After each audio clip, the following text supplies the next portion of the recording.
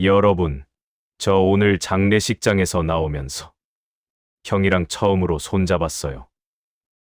근데 그게 마지막이었어요.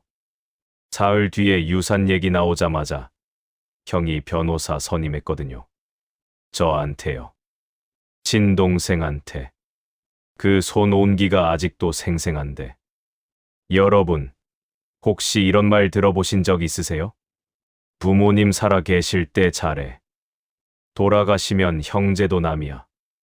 처음 들었을 땐 저도 그랬어요. 설마, 우리 형제는 아니겠지. 우리는 달라. 우린 진짜 사이가 좋거든.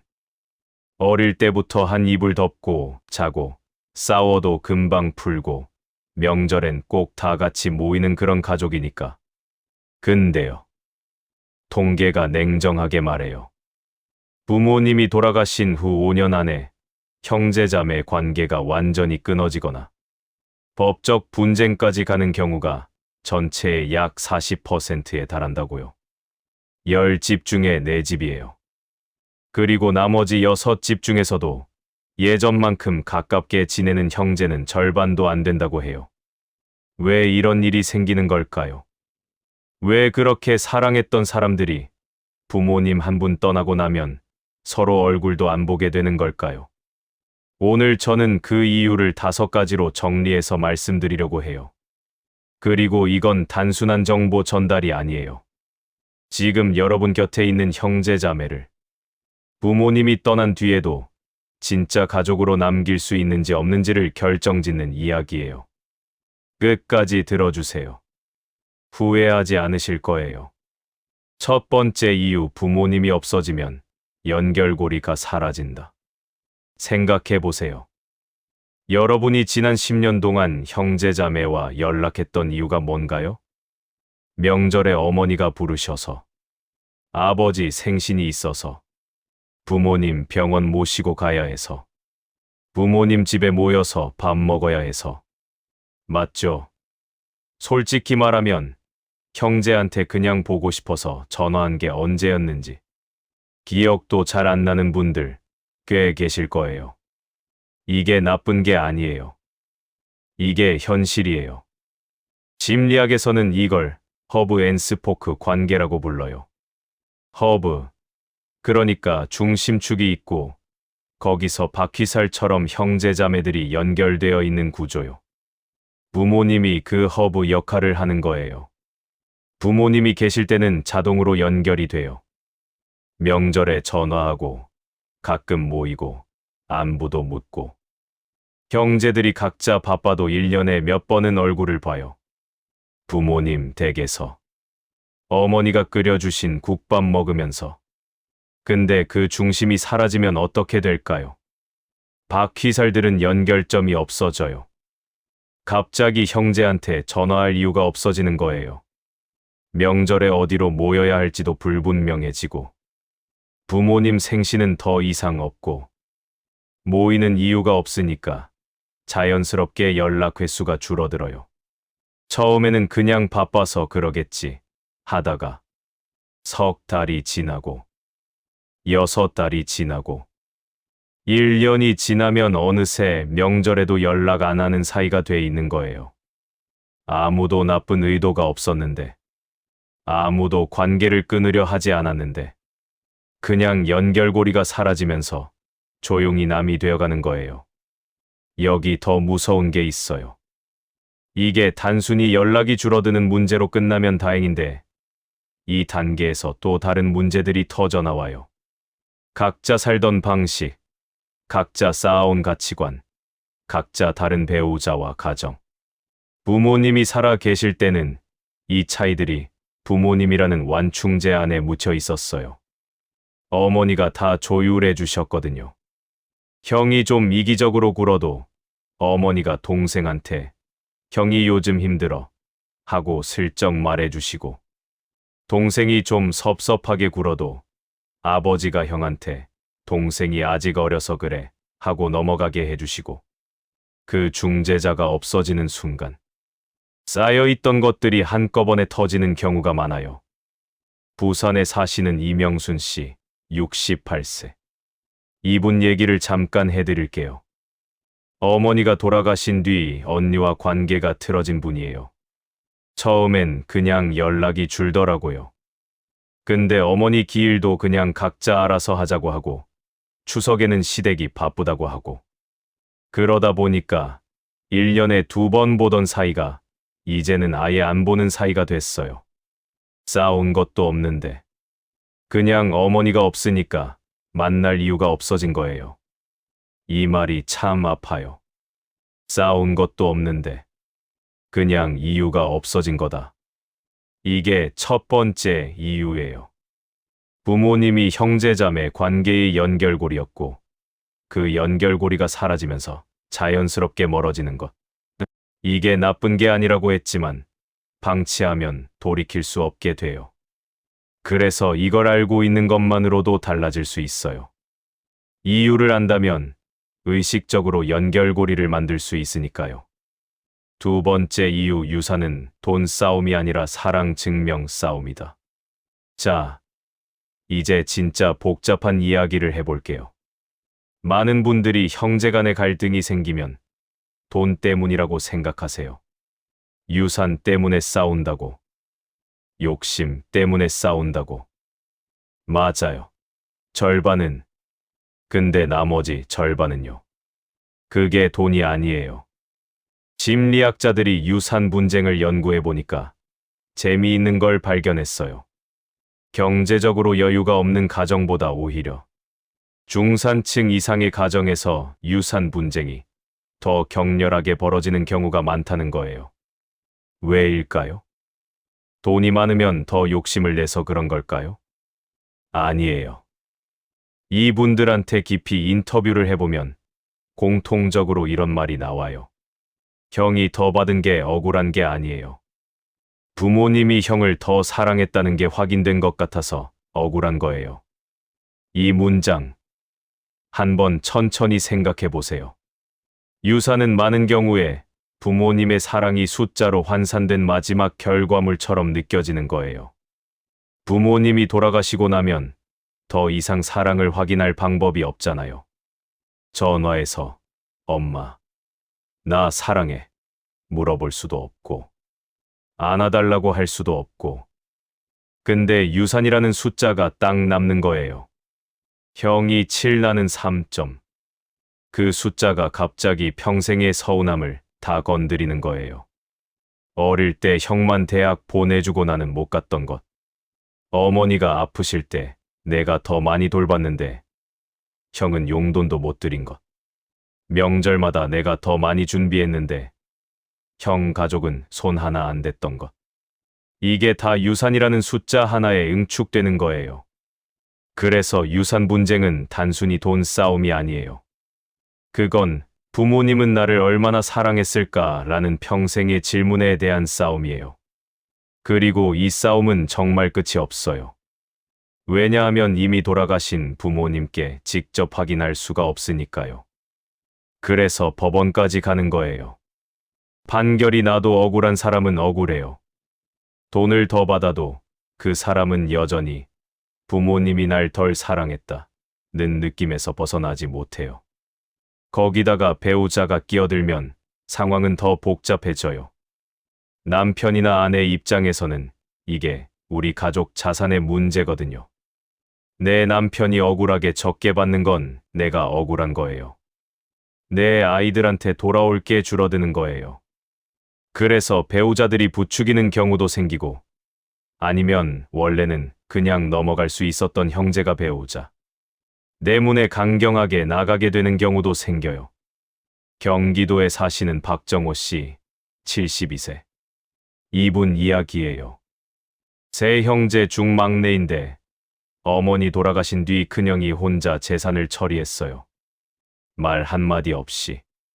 나중에 알고 보니까 어머니가 생전에 큰아들한테만 부동산을 넘겨놨던 거예요. 그게 억울한 게 아니에요. 어머니가 살아 계실 때 형이 더 잘했으면 그럴 수 있는 거지. 근데 형이 한마디도 없었던 게, 상의도 없이 혼자 다 처리한 게, 그게 어머니한테 우린 형만 못하다는 얘기잖아요. 나는 그 얘기가 평생 가슴에 남아요. 이분, 지금도 큰형이랑 연락 안 해요. 돈을 더 달라는 게 아니에요. 그냥 나도 자식이었다는 걸 인정받고 싶었던 거예요. 그래서 부모님이 살아 계실 때 유언장을 작성하시는 게 중요해요. 단순히 재산 정리가 아니라 자녀들한테 왜 이렇게 나누는지, 너희를 얼마나 사랑하는지를 글로 남겨두는 것. 그게 나중에 형제들이 부모님이 나를 사랑했는가라는 질문을 갖고 싸우지 않게 해주는 거예요. 유산 싸움을 막는 건 공평한 분배가 아니에요. 사랑의 확인이에요. 세 번째 이유, 간병이 만든 상처는 쉽게 아물지 않는다. 이건 요즘 정말 심각한 문제예요. 한국은 지금 초고령화 사회로 빠르게 달려가고 있어요. 부모님이 오래 사시는 경우가 많아졌고, 그만큼 긴 간병 기간이 생겼어요. 그런데 간병을 공평하게 나누는 가정이 얼마나 될까요? 솔직하게 얘기해봐요.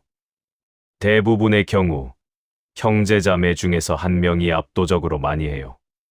물리적으로 가까이 사는 사람, 혹은 직장이 없거나 덜 바쁜 사람, 혹은 그냥 성격이 못 이기고 하는 사람. 주로 딸, 특히 장녀나 막내딸이 하는 경우가 많고, 형제들 중에서도 결혼 안 한 자녀가 하는 경우가 많아요. 이 사람들이 몇 년 동안 부모님 곁에서 간병을 해요. 자기 삶을 희생하면서, 직장을 줄이거나 그만두면서, 본인 건강이 나빠지면서. 그 사이에 다른 형제들은 뭘 하냐고요? 바빠요. 다들 나름의 이유가 있어요. 서울에 직장이 있어서, 애들이 어려서, 해외에 살아서. 처음에는 내가 지금은 못하지만 나중에 꼭 보답할게라는 말로 위로하고, 명절에 잠깐 와서 고생한다고 한마디 해주고, 그리고 돌아가요. 그러면서 몇 년이 지나요. 간병하는 형제자매는 그 사이에 감정이 쌓여요. 처음에는 이해했어요. 나중에는 억울해졌어요. 그 다음에는 분노가 됐어요. 그리고 마지막에는 포기가 돼요. 어차피 이 사람들한테 기대는 것 자체가 잘못이었어 하는 단념. 부모님이 돌아가시고 나면 이 감정이 어디로 가냐고요. 그게 다 터져요. 특히 장례식장에서, 유산협의 테이블에서, 기일날에서. 나는 몇 년을 여기 있었는데 넌 가끔 와서 용돈만 드렸잖아. 그래서 내가 유산을 더 받아야 한다는 거야? 유산이 아니라 내 시간이 아깝다고. 이 대화, 아무리 이성적으로 하려고 해도 이성적으로 안 돼요. 이게 이미 수년간 쌓인 감정이기 때문에. 그리고 여기에 또 다른 층위가 있어요. 간병하지 않은 형제자매도 사실은 죄책감이 있어요. 그걸 인정하기 싫으니까 오히려 방어적으로 나와요. 나도 할 만큼 했어. 내가 돈으로 기여했잖아. 나는 나대로 힘들었어. 이렇게 되면 두 사람 다 상처를 주고받는 거예요. 누구도 진심으로 미안해, 내가 더 힘들었어 라고 말하지 않는 거예요. 그 말 한마디가 없어서 관계가 끊어지는 경우가 정말 많아요. 전주에 사시는 최혜경 씨, 65세. 이분은 삼남 일녀 중 외동딸이에요. 어머니가 치매로 7년간 투병하셨는데 그 7년을 거의 혼자 간병했어요. 오빠들이 뭐 하냐고요? 다들 바빴죠. 큰 오빠는 사업, 둘째는 해외, 막내는 애들이 어리고. 처음엔 이해했어요. 근데 7년이에요.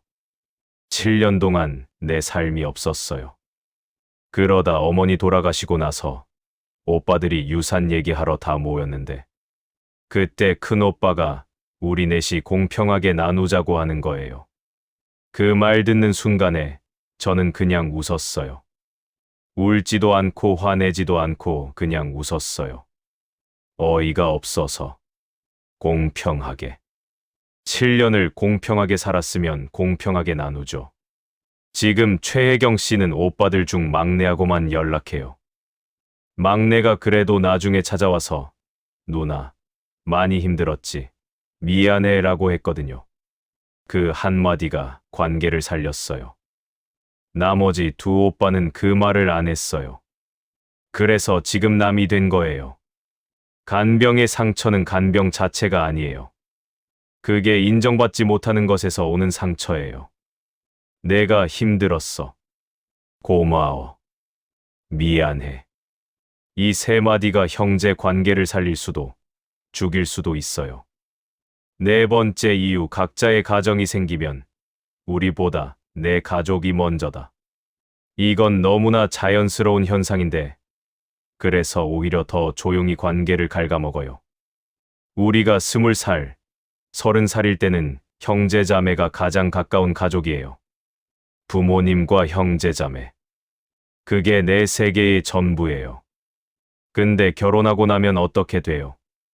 나한테 가장 가까운 가족이 바뀌어요. 배우자가 생기고, 아이들이 생기고. 이제 내 첫 번째 가족은 내가 만든 가정이에요. 부모님과 형제자매는 두 번째 가족이 돼요. 이게 나쁜 게 아니에요. 이게 건강한 가족 발달 과정이에요. 근데 이 과정에서 형제자매 관계는 자연스럽게 멀어질 수밖에 없어요. 명절 때 어느 집에서 살 거냐? 부모님 간병은 어떻게 할 거냐? 이런 결정들이 이제 내 혼자 결정이 아니에요. 배우자랑 같이 해야 하는 결정이에요. 그리고 배우자는 형제자매처럼 같이 자란 사람이 아니에요. 형제자매 중 누구는 어릴 때 좀 이기적이었다는 걸 배우자는 몰라요. 형제자매 중 누구는 사실 착한 사람인데 표현을 못할 뿐이라는 것도 몰라요. 배우자는 보이는 것만 봐요. 그러다 보면 배우자 눈에 형제자매가 이기적으로 보일 수도 있어요. 또는 내 편을 안 드는 것처럼 보일 수도 있어요. 거기서 갈등이 시작돼요. 배우자가 형제자매를 안 좋아하게 되면 남편이나 아내 입장에서는 명절마다 그 사람들 만나는 게 스트레스예요. 그러면 점점 안 가게 되고, 안 가면 연락이 줄고, 연락이 줄면 남이 되는 거예요. 또 자녀 교육 문제, 가치관 차이 이런 것들도 형제 관계를 갈라놓는 요인이 돼요. 형네 아이는 특목고 보내고 과외를 10개씩 시키는데 내 아이는 행복이 먼저라서 그냥 동네 학교 보내면 두 가족이 만나면 어색해져요. 암묵적인 비교가 생기고 서로 판단하는 느낌이 들고 예전에는 그냥 형제였는데 이제는 두 가정의 대표자들이 만나는 거잖아요. 두 가정의 문화가 다르고 두 가정의 경제력이 다르고 두 가정의 가치관이 다르면 만남 자체가 불편해지는 거예요. 인천에 사시는 김동철 씨, 70세. 두 형제 중 동생인 분이에요. 형이랑 나는 어릴 때 정말 친했어요. 근데 형 와이프랑 내 와이프가 영 안 맞아요. 한 번은 명절에 모였다가 재수 씨가 우리 애 교육에 대해서 한마디 했는데 그게 아내가 상처를 많이 받았어요. 그 다음부터 아내가 형네 가는 걸 싫어해요. 나는 형이 보고 싶은데 아내 눈치가 보이는 거예요. 그러다 보니까 자연스럽게 형이랑 안 보게 됐어요. 형도 서운하겠죠. 나도 서운해요.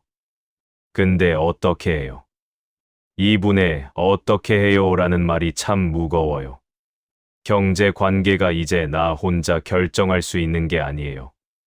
내 가정이 생기면서 형제 관계는 더 복잡해지고 더 약해지고 부모님이 돌아가시면 그 실이 완전히 끊어지는 거예요. 여기서 중요한 게 있어요. 배우자를 이해시키는 것만으로는 부족해요. 형제자매 관계를 배우자와의 관계와 별도로 유지하는 노력이 필요해요. 형제자매끼리만 만나는 시간, 형제자매끼리만의 약속 같은 것들이요. 가족 모임이 아니라 형제자매 모임류로요. 다섯 번째 이유, 부모님 생전에 쌓인 말 못한 서운함이 폭발한다. 마지막이에요. 그리고 이게 어쩌면 가장 깊은 이야기일 수 있어요. 형제자매는 세상에서 가장 오래된 경쟁 관계예요. 부모님의 관심, 부모님의 사랑, 부모님의 칭찬. 이걸 두고 우리는 태어나는 순간부터 경쟁해 왔어요. 의식적으로든 무의식적으로든. 장남은 장남대로 첫째라는 무게가 있고, 막내는 막내대로 서름이 있고, 중간은 중간대로 존재감이 없는 서름이 있어요. 부모님이 살아 계실 때는 이게 다 눌려 있어요. 표현하면 안 되는 감정처럼 느껴지니까요. 부모님 앞에서 형제한테 그런 오래된 서운함을 꺼내는 게 이상한 거잖아요. 다 큰 어른이 어릴 때 얘기를 왜 하냐고. 그래서 꾹꾹 눌러요. 근데 이게 없어지는 게 아니에요. 심리학에서는 이걸 미해결 과제라고 불러요. 해결되지 않은 감정은 사라지지 않아요. 표현될 기회를 기다리고 있는 거예요. 부모님이 돌아가시고 나면 이 감정들이 쏟아질 수 있는 공간이 생겨요.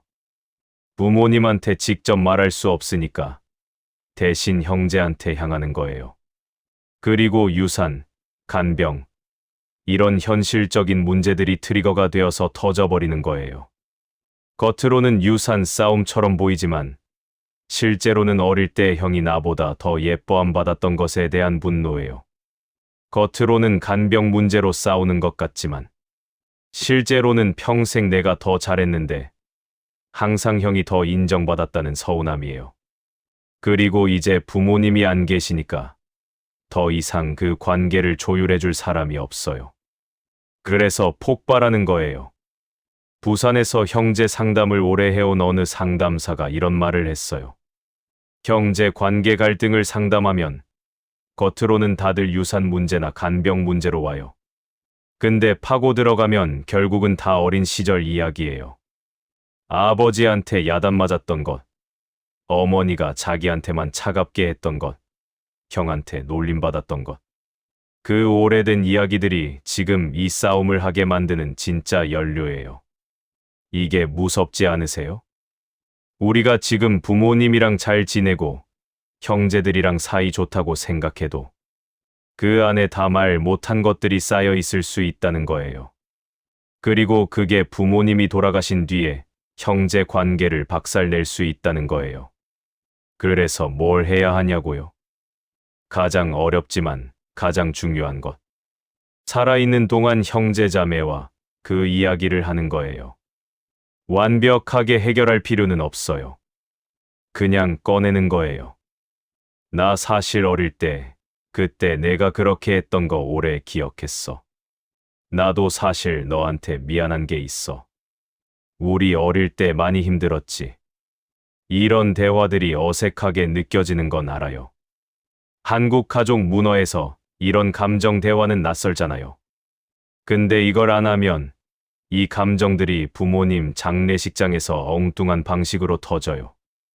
대전에 사시는 이재원 씨, 74세. 두 형제 중형인데 남동생과 50년 만에 화해한 분이에요. 우리 아버지 돌아가신 뒤에 엄청 싸웠어요.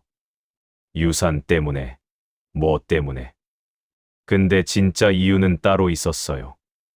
내가 어릴 때 동생이 아팠는데 그때 부모님이 다 동생 챙기느라 나한테 신경을 못 썼거든요. 나는 그게 어릴 때부터 쭉 서운했던 거예요. 근데 그걸 한 번도 말 못했어요. 동생이 아팠던 건데 내가 뭐라고 그런 말을 하나 싶어서.